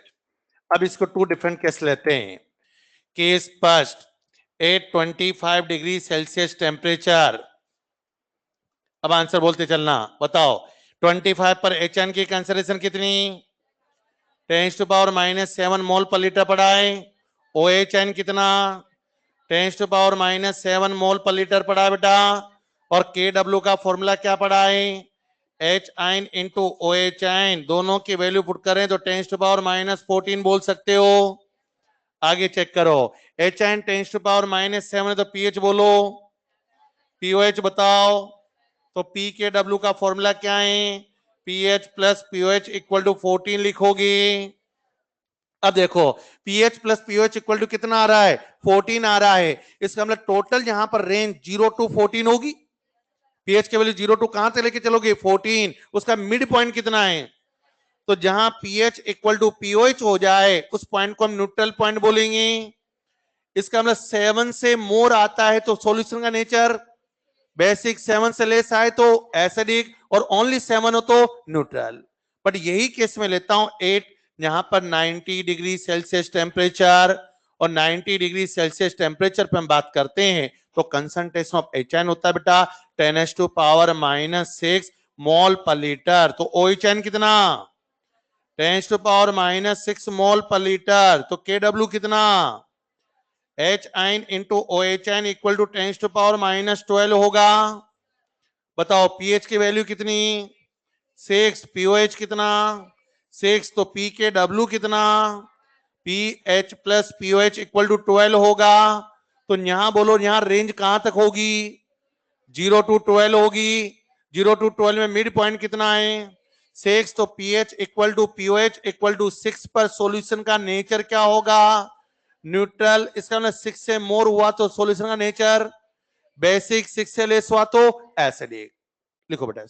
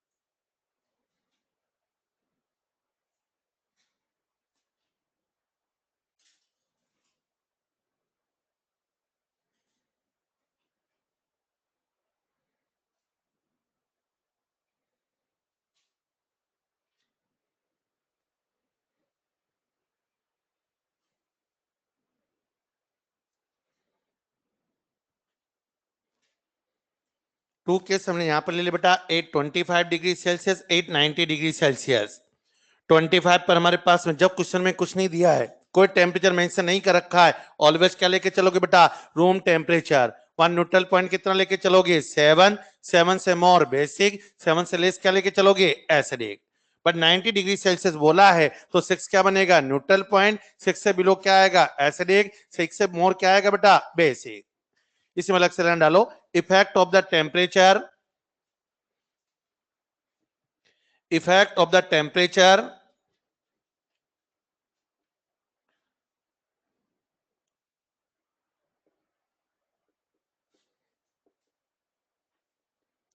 अब देखो बेटा टेम्परेचर का इफेक्ट देखें हम, टेम्परेचर हम इंक्रीज कर रहे हैं, हमारे पास कितने डाटा आ रहे हैं, 6 डाटा। कौन कौन से, concentration of H ion, concentration of OH ion, यहाँ पर KW, PH, POH and PKW check करते चलो। इधर देखो 25 से कहां जा रहे हैं 90 पर टेम्परेचर इंक्रीज कर रहे हैं। टेम्परेचर इंक्रीज करने में एच आयन क्या हुआ बोलते चलो, ओ एच आयन क्या हुआ, के डब्ल्यू क्या हुआ। इसका मतलब एच आयन इंक्रीज हो रहा है, ओ एच आयन इंक्रीज हो रहा है, के डब्ल्यू इंक्रीज हो रहा है। यस नो, यहाँ 10⁻⁻7 10⁻⁻6 इंक्रीज हुआ, 10⁻⁻7 10⁻⁻6 इंक्रीज हुआ, 10⁻⁻14 10⁻⁻12 इंक्रीज हुआ। और जिसके आगे पी लगा दे वो वैल्यू डिक्रीज होगी। जो इंक्रीज था तो वो क्या हो जाएगी डिक्रीज, ये भी क्या होगा डिक्रीज, ये भी क्या होगा डिक्रीज, क्योंकि पी लगाते वैल्यू डिक्रीज हो जाएगी बेटा। चेक करो, यहां से 7 गया 6 में डिक्रीज, 7 6 में डिक्रीज, 14 12 में डिक्रीज, तीनों केस में डिक्रीज हो रहा है बेटा। अब ये आपके माइंड में क्वेश्चन बना कि 25 का तो हम पढ़ते आ रहे हैं, 90 पर के डब्ल्यू 10⁻⁻12 कहां से ले लिया हमने? क्या हर डाटा में याद रखें इसे? हमें कोई डाटा याद नहीं रखना है। कैसे कैलकुलेट करोगे? आपने केमिकल इक्विलिब्रियम के अंदर की इक्वेशन पढ़ी थी, कौन सी? Van't Hoff equation. Effect of the temperature, कोई भी क्वेश्चन आता है फिजिकल केमिस्ट्री में, सब में एक इक्वेशन वर्ड यूज करोगे। कौन सी इक्वेशन पढ़ी थी बोलो? Equilibrium constant second upon equilibrium constant first. तो ionic product second upon ionic product of first equal to formula बोलो, delta H naught upon 2.303 R T2 minus T1 upon T1 T2। और इसी equation को हमने क्या बोला था? वन टॉप इक्वेशन बोला था। और इस इक्वेशन से हम यहां से W की वैल्यू निकाल सकते हैं। हमें पता है मैं ये टेम्परेचर 25 डिग्री सेल्सियस लिखता हूं, 298 केल्विन यहां लिखता हूं, तो ये वैल्यू 10⁻⁻14 होगी। 90 पे पूछा जाए तो उसको केल्विन चेंज करके यहां लिख दें तो हम KW2 निकाल सकते हैं। बोलिए। साथ में हमने दो वर्ड पढ़े, एक KW पढ़ा है, एक K पढ़ा है। इस K को क्या बोलते हो? Ionisation constant. और आयोनाइजेशन कांस्टेंट की वैल्यू क्या पढ़ी थी बोलो? 1.8 इंटू 10⁻⁻16 पढ़ा था। ये पढ़ा है हमने 10⁻⁻14। तो कौन मोर हुआ? KW मोर देन K लिखोगे। लिखो इसको बेटा।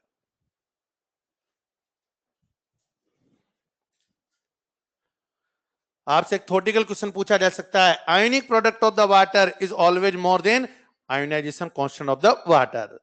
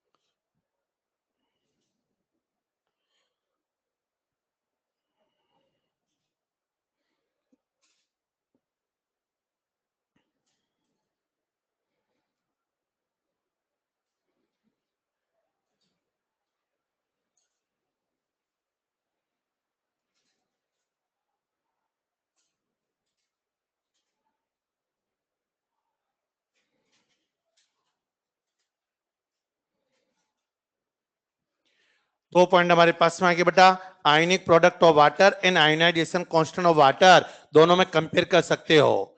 टेम्परेचर इफेक्ट हम बता सकते हैं, कोई भी न्यूमेरिकल आता है, वन का आयोनिक प्रोडक्ट देकर अनदर टेम्परेचर आपसे पूछा जाए तो हम इस फॉर्मूले के बेस पर सॉल्व कर सकते हैं बेटा।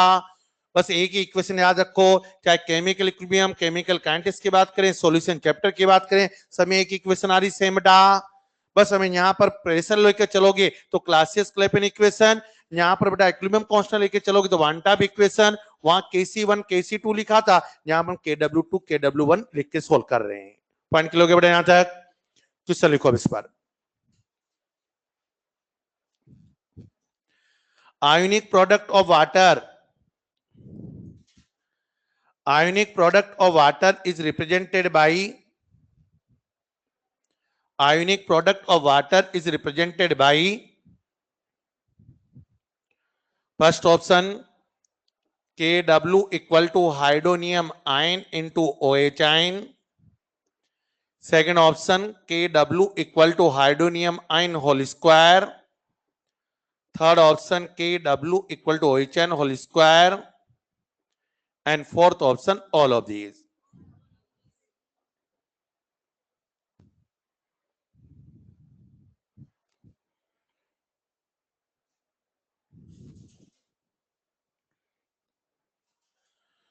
सोलो क्या बेटा, बताइए फर्स्ट ऑप्शन वाले कितने मेंबर हैं, सेकेंड, थर्ड, फोर्थ, कैसे सोल्व करोगे? हाइड्रोनियम आयन को बेटा HN बोलते हैं, तो ये HN हुआ, ये OHN हुआ, HN इंटू OHN को तो हम KW बोलते हैं। वाटर का नेचर होता है क्या बेटा, न्यूट्रल। क्या मैं इस OHN को HN से रिप्लेस कर दूं बेटा? OHN HN के इक्वल होगा, तो यहाँ भी HN, यहाँ भी HN, तो HN का होल स्क्वायर हो गया। इस HN को OHN से रिप्लेस कर दो, OHN इंटू OHN, OHN का होल स्क्वायर। कौन सा ऑप्शन रहेगा बेटा? All of these. नेक्स्ट लिखो, the pH of the solution, the pH of the solution is less than 7, the pH of the solution is less than 7 at the 90 degrees Celsius temperature, at the 90 degrees Celsius temperature, then the nature of solution is, then the nature of solution is, first option acidic, second option basic, third option neutral, fourth option all of these.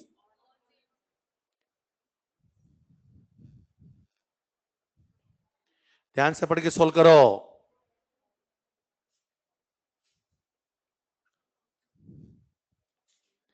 कौन सा option होगा बेटा? All of this हो जाएगा। क्यों हो जाएगा? PH क्या बोला बेटा?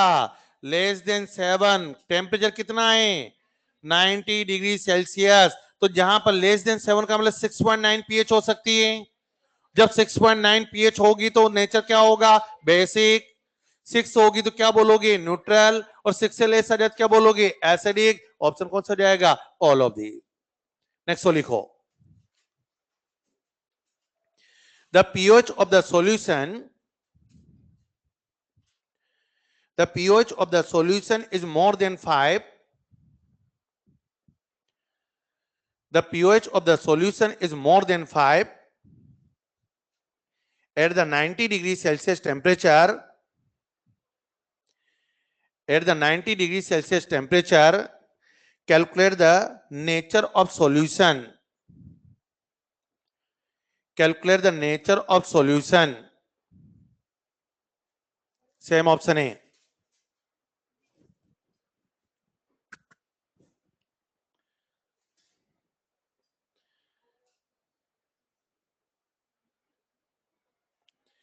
सेम ऑप्शन है तो आंसर भी सेम हो जाएगा। ये ऑप्शन सेम आ जाए तो आंसर भी सेम टिक कर दें। आंसर भी सेम ही टिक होगा। क्यों होगा? क्योंकि क्वेश्चन में पूछा कि ये तो वापस पूछा है मैंने, POH मोर देन 5 तो pH लेस देन 7, वही तो क्वेश्चन बन गया। सोच के तो बोलो, पढ़ो। ये जो छोटी क्वेश्चन होते हैं बहुत केयरफुली पढ़ के सोल्व क्या करो, इन्हीं में मिस्टेक होती है। POH मोर देन 5 है तो pH क्या होगी? Less than 7। दोनों का एडिशन 12 होगा ना 90 डिग्री सेल्सियस पर। तो ये मोर देन 5 तो ये क्या हुआ? Less than 7। वापस वही क्वेश्चन बन गया। अरे बोलो भाई, वही तो पूछा है मैंने, चेंज करके पूछ लिया आपसे, तो आप भी चेंज होगी। ये नहीं कि आंसर बोलो, वही तो क्वेश्चन पूछा है मैंने। नेक्स्ट वाला लिखो, आंसर बोलना नहीं, बस पूछा जैसे आंसर देना। Calculate the pH of 10⁻⁻5 m, calculate the pH of 10⁻⁻5 m water. करो solve.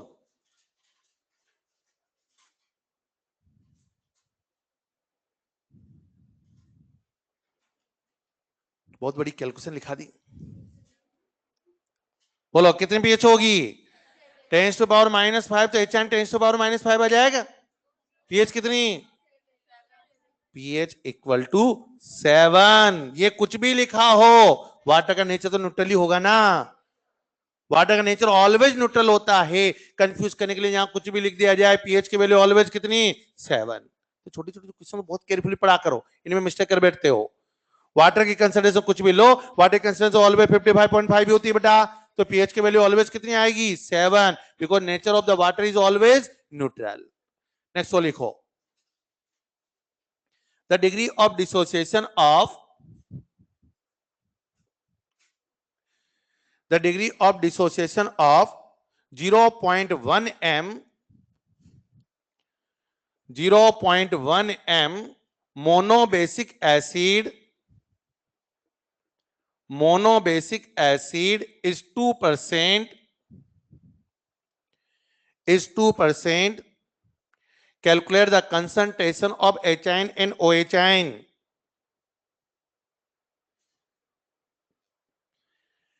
Calculate the concentration of HN and OHN.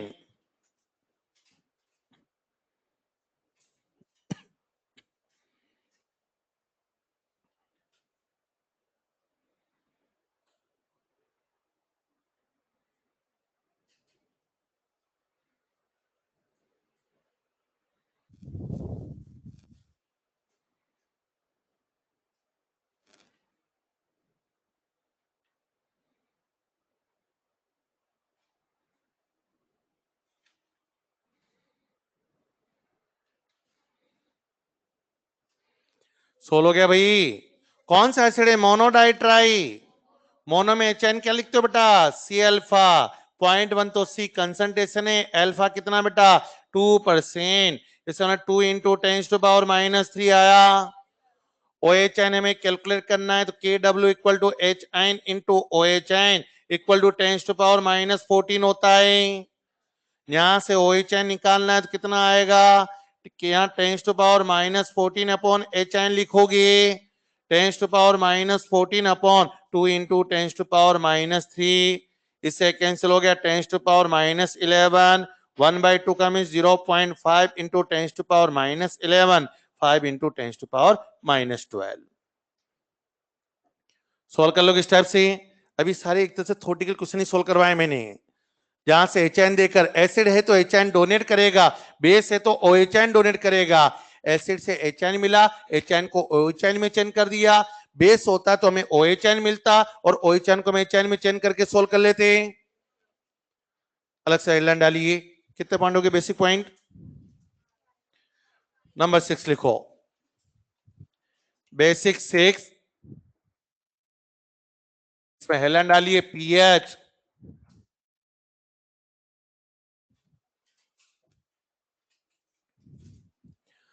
अब देखो बेटा, यहां पर पीएच की हम बात करें, पीएच जिसको इंट्रोड्यूस किया बेटा, सबसे पहले इंट्रोड्यूस किया था इसने सोरेनसन ने। सोरेनसन एक साइंटिस्ट है और उस साइंटिस्ट जर्मन साइंटिस्ट था, और जर्मन साइंटिस्ट ने क्या किया, किसी भी सॉल्यूशन के नेचर को डिसाइड किया बेटा किसके बेस पर? पीएच के बेस पर। फर्स्ट टाइम एसिड बेस को इंट्रोड्यूस किया था आरएनएस ने, और वहां से उनके नेचर को जो डिसाइड किया वो किसने डिसाइड किया बेटा? यहां पर सोरेनसन ने। और सोरेनसन ने क्या किया बेटा? हम बात करें पीएच, पीएच की स्केल की बात करें तो उसने वैल्यू कहां से ली बेटा? 0 to 7 और 7 to 14, एक पीएच स्केल ले लिया। हम बोलते हैं जब भी कुछ इंफॉर्मेशन नहीं, तो अभी हमने पढ़ा था रूम टेम्परेचर की बात करोगी, रूम टेम्परेचर पर मैक्सिमम वैल्यू कितनी होगी? 14, जिसमें 7 जो होता है ये किसको रिप्रेजेंट करता है? न्यूट्रल पॉइंट को। और यहां से ये जो गैप आएगा किसको रिप्रेजेंट करेगा? एसिडिक नेचर को। और 7 to 14 किसको रिप्रेजेंट करेगा? बेसिक नेचर को। यहां से हमारे पास 0 to 7 एसिडिक लेना है, 7 to 14 कितना लेके चलोगे? बेसिक। और आपसे बात करें acidic nature, acidic nature directly proportional to H ion, जो जितना मोर एच आयन डोनेट करेगा उसका एसिडिक नेचर उतना ही मोर होगा। और जब एच आयन मोर होगा तो उसकी पीएच की वैल्यू लेस होगी। बोलो भाई, जिसकी पीएच 0 होगी वो हाईली स्ट्रॉन्ग एसिड होगा। बताओ, जिसका एच आयन मैक्सिमम होगा उसकी पीएच क्या होगी? लेस। और डायरेक्टली प्रोपोर्शनल टू के ए और इनवर्सली प्रोपोर्शनल टू पी के। जो मोर डिसोसिएशन होगा, जिसका मोर डिसोसिएट होगा उसका मोर डिसोसिएशन कांस्टेंट आएगा, और जिसका डिसोसिएशन कांस्टेंट मोर होगा तो उसके पीके की वैल्यू क्या जाएगी? लेस। पी का मिस माइनस लोग होता है ना बेटा, तो जो वैल्यू हाई होगी पी लगाते वैल्यू क्या होगी, लेस। और हम बात करें बेसिक नेचर, बेसिक नेचर इसका अपोजिट कर दें, बेसिक नेचर क्या होगा बेटा, directly proportional to OH ion लिखोगे। जब OH आयन के प्रोपोर्शनल है तो POH के क्या आएगा, इनवर्सली प्रोपोर्शनल। पीओएच के इनवर्सली प्रोपोर्शनल है तो पीएच के क्या होगा, डायरेक्टली प्रोपोर्शनल। जिसकी पीएच मैक्सिमम होगी उसका बेसिक नेचर मैक्सिमम। और यहां पर हम बोल सकते हैं डायरेक्टली प्रोपोर्शनल टू के बी और इनवर्सली प्रोपोर्शनल टू पी के बी लिखोगे। इस फॉर्मूले के बेस पर हम यहां से एसिडिक नेचर बेसिक नेचर बता सकते हैं। साथ में हम यहां पर चेक करें, पीएच की बात करें तो पीएच का हमने फॉर्मूला क्या पढ़ा है, पीएच, पीएच का मीन्स क्या आ गया, minus log of concentration of H ion लिखोगे। क्या मैं इसको ऐसे लिख सकता हूं क्या, log 1/H लिख सकते हैं, अरे बोलो। माइनस का मैंने प्लस कर दिया तो 1/H आ गया। पीओएच, पीओएच का फॉर्मूला क्या लिखते हैं बेटा, minus log of OH ion, और इसी को मैं log 1/OH आयन भी लिख सकता हूं बेटा। और अभी हमने पढ़ा है pH plus pOH equal to कितना होता है बेटा, 14, यानी पी के डब्ल्यू के इक्वल होता है। यहां से हम तीनों डाटा को इंटरचेंज करके सॉल्व कर सकते हैं। देखो पहले इसको,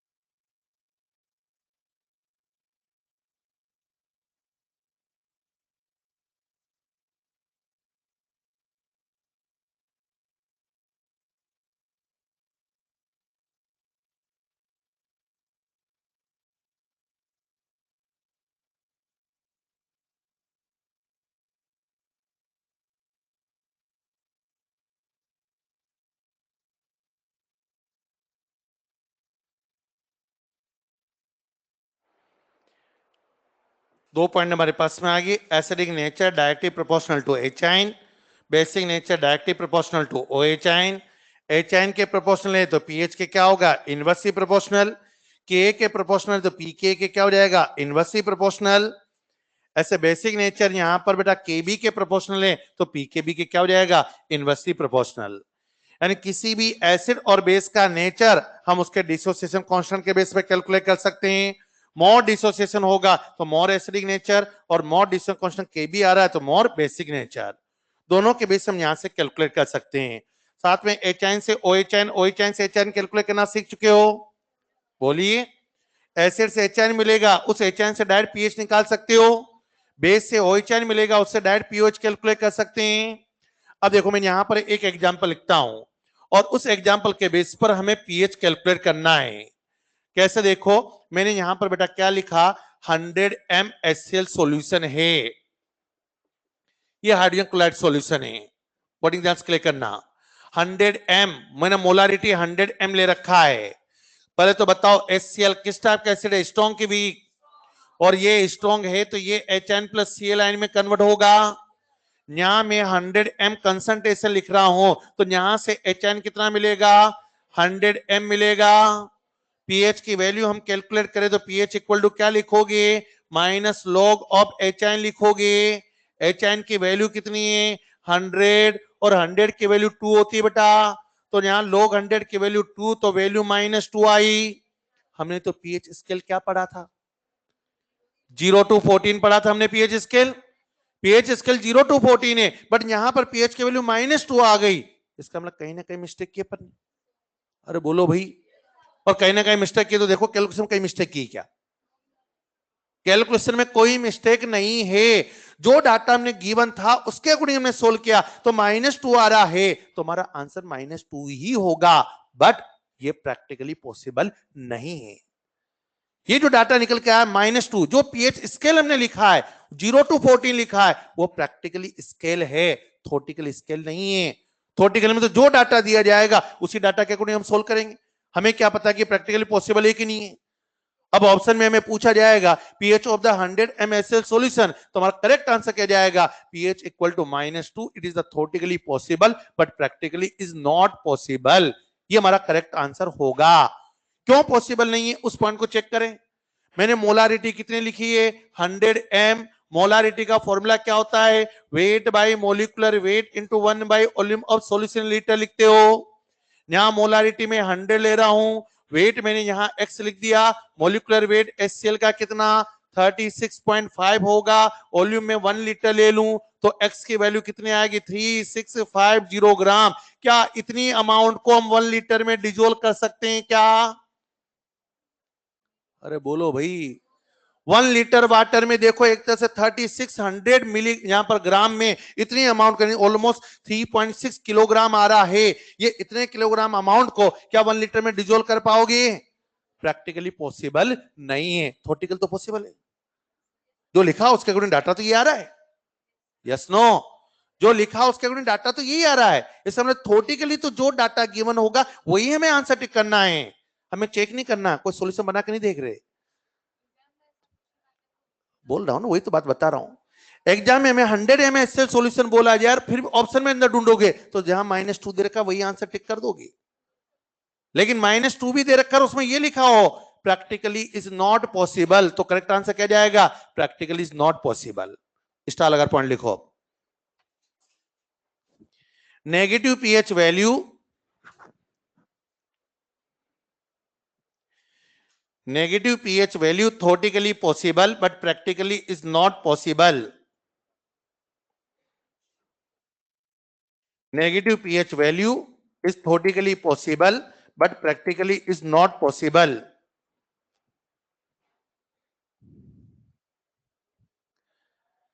क्लियर हो गया पॉइंट बेटा?